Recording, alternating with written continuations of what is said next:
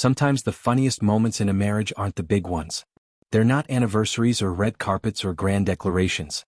They're the small, ridiculous memories that somehow never stop being funny, even years later, even after they've been told a dozen times at family dinners.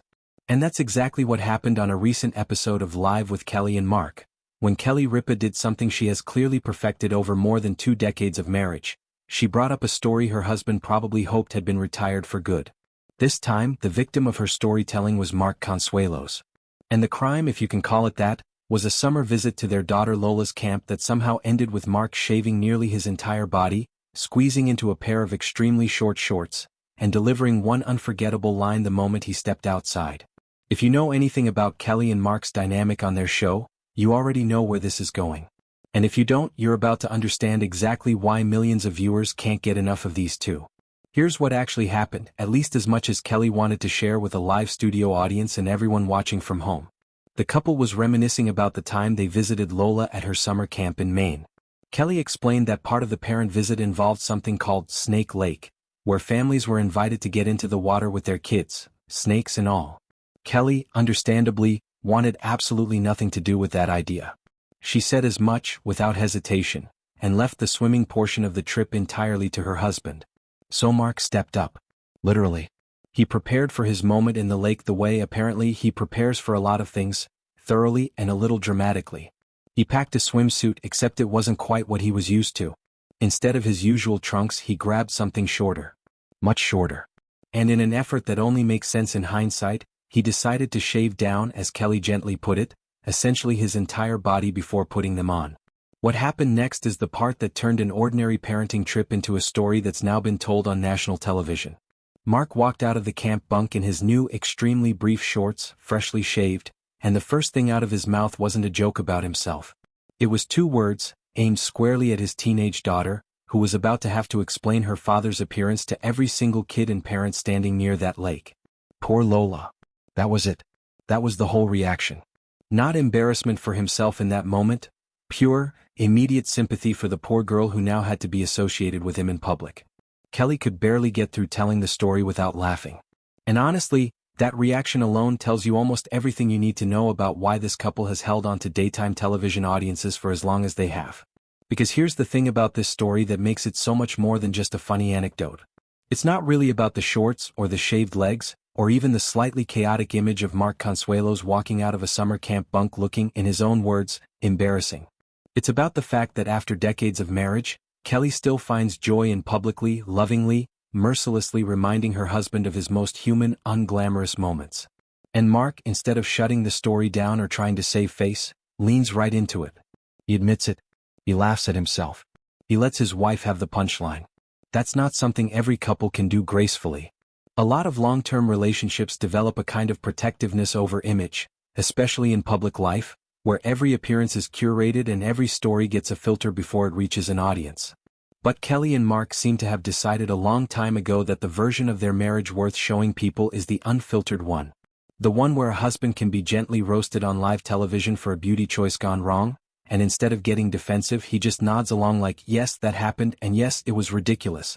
It's worth pausing on why audiences respond so strongly to moments like this. Part of it is simple relatability. Almost everyone has had some version of this experience. A moment where you tried something, whether it was a haircut, an outfit, a spontaneous decision, and the second you stepped out in public you knew instantly that it was a mistake. Mark's "poor Lola" comment captures that feeling so precisely because it's not really about him. It's about the second-hand embarrassment he immediately felt on behalf of his daughter, standing there in front of her friends and their families, watching her dad emerge looking like that. Parents everywhere understand that specific kind of dread. You don't want to embarrass yourself in public, but the thing that actually stings is imagining your kid having to live with it. And then there's the storytelling itself. Kelly didn't just say, Mark did something embarrassing at camp once. She built the moment. She asked the audience to visualize it. She wanted people to see it the way she saw it, almost like she was narrating a home movie that only existed in her memory. That's a very particular kind of intimacy. It's the sign of 2 people who have spent so much time together that their inside jokes have become performance-ready, practically scripted through years of repetition at family gatherings, long car rides, quiet moments after the kids went to bed. When Kelly tells a story like this on air, she's not inventing a bit for television. She's letting the audience borrow a piece of something that's been theirs privately for years. That's really the through line of Kelly and Mark's entire on-air chemistry. It's not performed banter. It's the real texture of a marriage that has weathered 3 kids, multiple career shifts, a global spotlight, and enough milestones to fill several lifetimes, and somehow still finds its footing in the smallest, silliest memories. A camp visit. A questionable fashion decision. A single deadpan line delivered in defense of a daughter who had no idea what was coming. There's also something quietly touching buried inside this story if you look past the laughter. Lola, their daughter, is now grown and pursuing her own path in music, living her own life across the ocean in London. And yet here's a moment from her camp days years ago, still being told with this much detail and this much affection. It says something about how parents hold on to these memories long after their kids have moved past them. The kid in that story probably wanted to disappear at the time. The parents, on the other hand, kept the memory alive because to them, it wasn't embarrassing. It was just one more chapter in a family history they clearly cherish revisiting, publicly, warmly, together. It's easy to watch a clip like this and just laugh along, and that's completely fine. It is funny. But it's also worth noticing what it reveals about why Kelly and Mark's version of daytime television has resonated the way it has. Audiences aren't just tuning in for celebrity gossip or scripted banter. They're tuning in because 2 people who have been together for decades still seem genuinely delighted by each other, still find new ways to make each other laugh, and still trust each other enough to hand over the most unflattering memories as a gift to their viewers.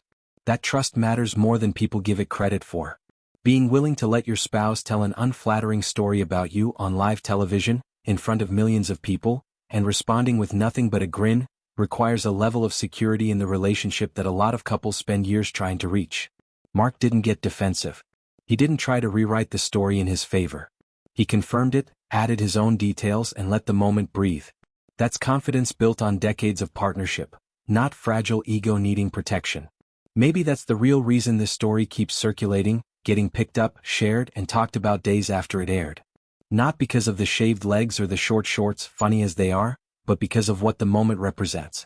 2 people who've built a life together, a family together, a career together, and who are still, after all these years, willing to be a little ridiculous in front of each other and in front of the world. Perhaps that's the quiet lesson hiding underneath all the laughter. Long-lasting relationships aren't built on always looking perfect in front of each other. They're built on moments exactly like this one. A husband willing to admit he looked absurd, a wife who never lets him forget it, and a daughter who, despite everything, was probably a little bit proud of her dad for owning it in the end. So here's a question worth sitting with. What's the story your partner tells about you that still makes you laugh or wince years later? What's the moment you've both agreed to keep bringing up, not because it was flattering but because it was real? If this story made you smile, or if it reminded you of your own version of poor Lola, share it in the comments. And if you've been following Kelly and Mark's journey for years, let us know which of their moments has stuck with you the most. Sometimes the smallest memories end up telling the biggest story about a marriage, and this one certainly did.